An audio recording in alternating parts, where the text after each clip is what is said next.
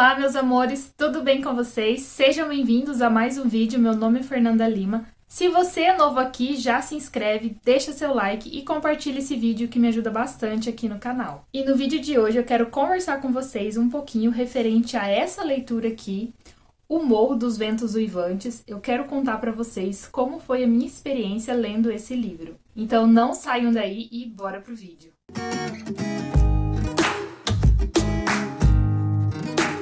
Eu fiquei pensando como que eu vou fazer uma resenha, o que eu vou falar desse livro, porque ele é muito complexo.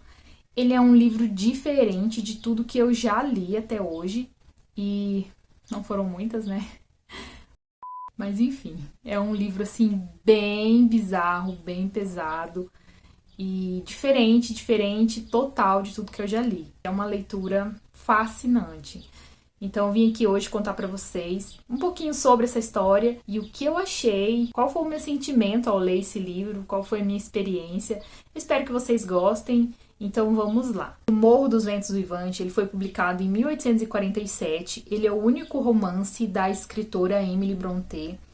Ela tem duas irmãs que também são escritoras, que é a Charlotte Brontë e a Anne Brontë. Elas viviam no interior da Inglaterra no século XIX. Quando ela publicou esse livro em 1847, mulheres escritoras elas não eram muito bem-vindas, né? Então, tanto ela quanto as irmãs usavam pseudônimos para poder publicar suas obras, né? Ela utilizou um pseudônimo que era um nome tanto masculino quanto feminino. Então, para ninguém descobrir que era uma mulher, ela não queria que ninguém soubesse, porque ela sabia que a sua obra não seria tão aceita, né? Então ela publicou com pseudônimo. E realmente a obra dela, no primeiro momento, causou uma estranheza, porque vamos pensar aí que século XIX, né?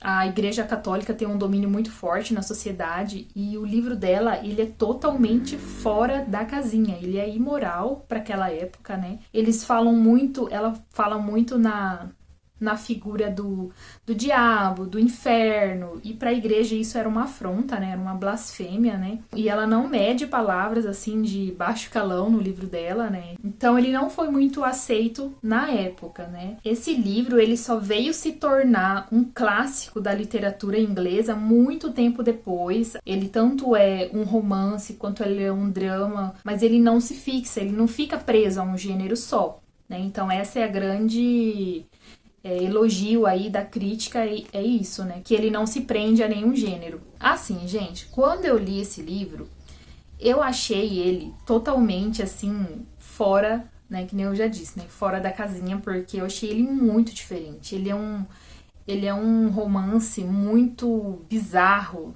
né? Acontecem muitas coisas, assim, que você fica de boca aberta, tipo, meu Deus, que é isso que tá acontecendo?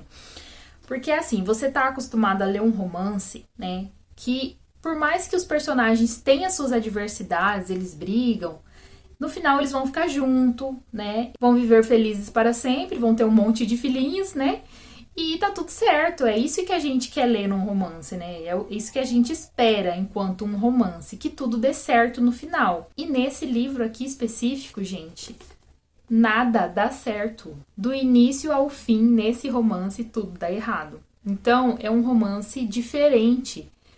Só que ele é um livro que você começa a ler e você não quer parar, porque você quer saber o que vai acontecer com esses personagens, né? E ela escreve de uma forma, assim, que ela te prende. Por mais que a atmosfera do livro é pesada, é sombria, é umas coisas que acontecem assim que você fala, meu Deus, que bizarro. Que sentimento ruim, sabe? Você tá lendo o livro e tá te dando um sentimento ruim, só que ao mesmo tempo você tenta entender o porquê que esses personagens estão com essa amargura no coração.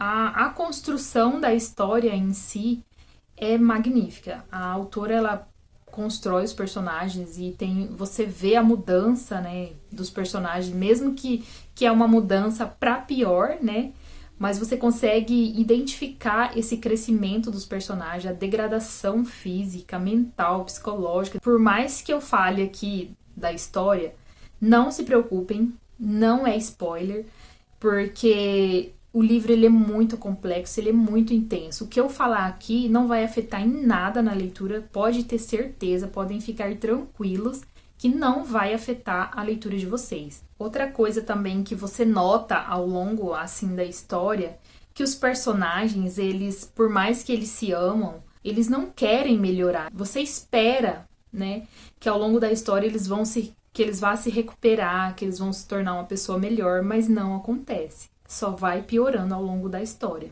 Esse livro, ele tem 2 narradores, então são 2 pessoas que contam a história, e ele começa com o Sr. Lockwood. Ele é o inquilino do Heathcliff.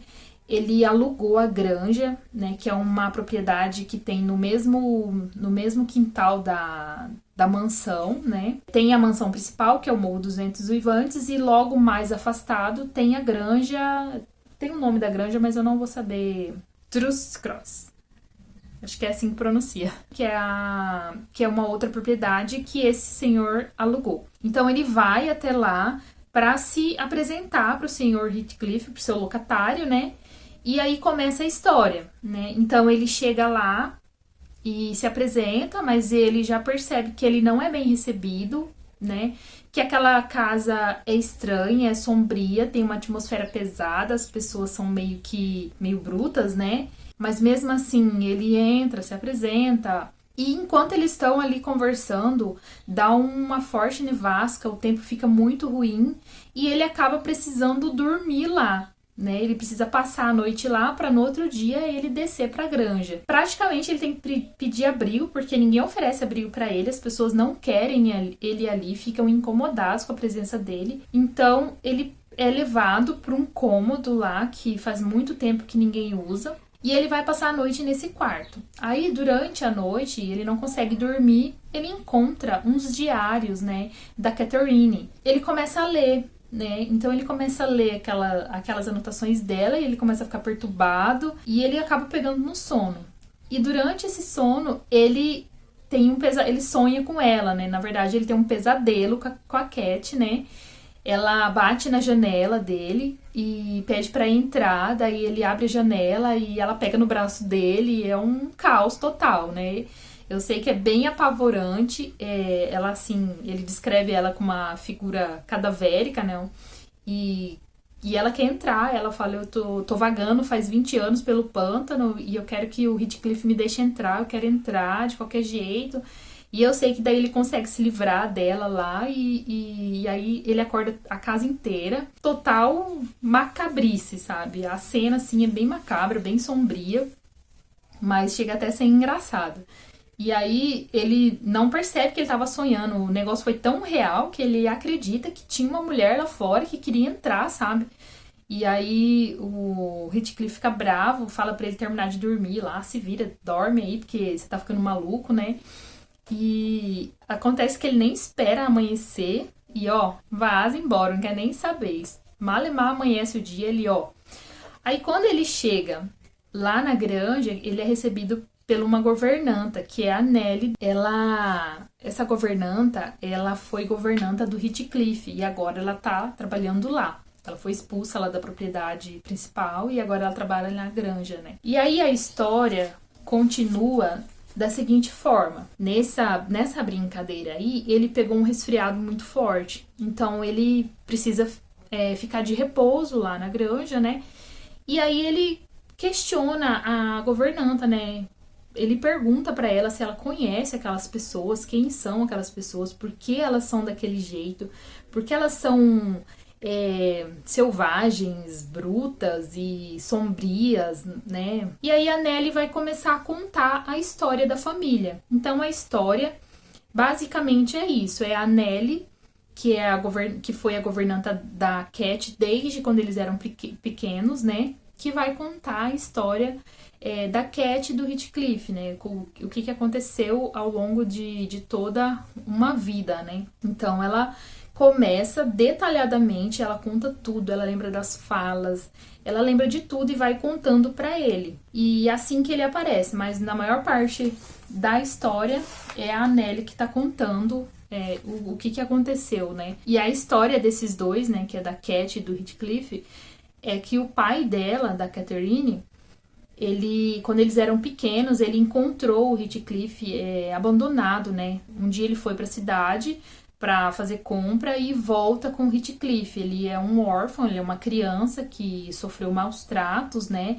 Sofreu violência e ele resgata o Heathcliff. Ele é um filho de cigano, né? E quando ele chega, ele se torna o preferido do pai da Cat lá. E o irmão dela começa a ter muitos ciúmes dele. Então o irmão dela começa a maltratar muito esse menino, né? E só que com a Cat ele já se deu bem desde o início. Eles se tornam grandes amigos. Desde pequeno eles vivem juntos, né, pela propriedade, para cima e para baixo. E por mais que ele tenha uma natureza assim já meio que perversa, assim, eles se dão bem, eles criam um universo particular deles. Mas ao longo da história eles se apaixonam e muita coisa acontece. Ela é muito teimosa, muito mimada. Por mais que ela ama o Heathcliff, ela não quer casar com ele porque ele não tem nada. Ele é um órfão, né? Ela tem em mente que eles não vão ficar juntos. Ela não vai casar com ele, né? Um dia lá, eles brincando, eles pulam o muro lá da propriedade da granja, que era uma outra família que morava lá, que tinha dinheiro, né? Que era os Linton. Então ela acaba caindo lá e o cachorro da família acaba mordendo ela, né? E aí eles recolhem ela pra dentro da casa e eles enxotam o Heathcliff de lá, porque ele é um órfão, ele é um filho de cigano, então ele não merece estar dentro da propriedade, e eles enxotam ele de lá e recolhem ela pra curar da ferida, né? Enfim, eu sei que ela fica uma semana mais ou menos, acho que lá, vivendo, né, aproveitando a boa vida lá da família, porque eles eram ricos, né, e ela acaba se encantando com aquilo e gostando, né, de estar entre pessoas de posse e de viver aqueles mimos, né, e quando ela volta pro Morro dos Ventos Uivantes, ela já volta totalmente diferente, com a cabeça totalmente mudada, né? Então o Heathcliff percebe e ele ouve uma conversa dela falando que ela não vai casar com ele, que ela vai casar com o Edgar, né? Porque o Edgar tem imposto, tem dinheiro, e ele foge, né? Quando ele ouve essa conversa, ele foge. E aí na história dá a impressão assim de que ele foge por anos e quando ele volta, tipo, se passou muito tempo. Mas na verdade não, passou meses. E quando ele volta, ele já volta um homem feito, rico, né? E ela tá casada com o Edgar Linton. A partir desse momento é só vingança e amargura. Tipo assim, os dois não se entendem mais e ele quer se vingar de todo mundo. E ao longo da leitura você também quer saber o que vai acontecer no final. E aí no final você já tá querendo saber como que o Heathcliff vai morrer. Porque, gente, ele faz todos ali ao redor dele sofrer. Ele consegue arrastar todo mundo para aquela vida sombria. Ela também se vinga dele, mas de um jeito que ela causa a sua própria morte, né? Então ela abre lá a janela um dia, num vento frio, numa nevasca, e deixa o vento entrar e ela acaba pegando uma pneumonia, né? E aí ela se tranca no quarto, não deixa ninguém entrar, né, pra cuidar dela, e quando as pessoas vão cuidar dela, ela já tá quase morrendo. E tem umas cenas assim, gente, bizarra, né? Tanto é que quando a Cat morre e é enterrada, ele paga o coveiro pra quando ele morrer, ele ser enterrado ali do lado dela, sabe? Daí ele pede pra ele quebrar o caixão do lado dela e o caixão do lado dele, né? Pra que os dois possa se ver ali enterrado. Então é uma macabrice, sabe? É um cenário gótico, mas ao mesmo tempo você fica muito presa na leitura, você quer saber o que vai acontecer com ele, sabe? No final você fica esperando a vingança, você quer vingança por todos ali que sofreram por ele. Então você fica esperando a morte dele. Como ele vai morrer, se ele vai sofrer, é isso que você quer saber. Mas enfim, então essa foi a minha experiência lendo O Morro dos Ventos Uivantes. Ele se tornou o meu queridinho, o meu favorito. Esse é o livro que eu li em 2020 que eu mais gostei. Foi uma experiência incrível e, gente, eu super recomendo. Leiam esse livro, porque a experiência é diferente de tudo que você já leu, diferente de tudo que eu li. Vamos conversar sobre esse livro, porque esse livro, ele é um clássico que você tem que ler e aí você precisa falar sobre ele, você precisa conversar sobre esse livro. Então, se vocês quiserem conversar aí comigo, Comentem aí embaixo e vamos conversar sobre esse livro. Super recomendo. Então era isso, gente. Um beijo grande e até mais.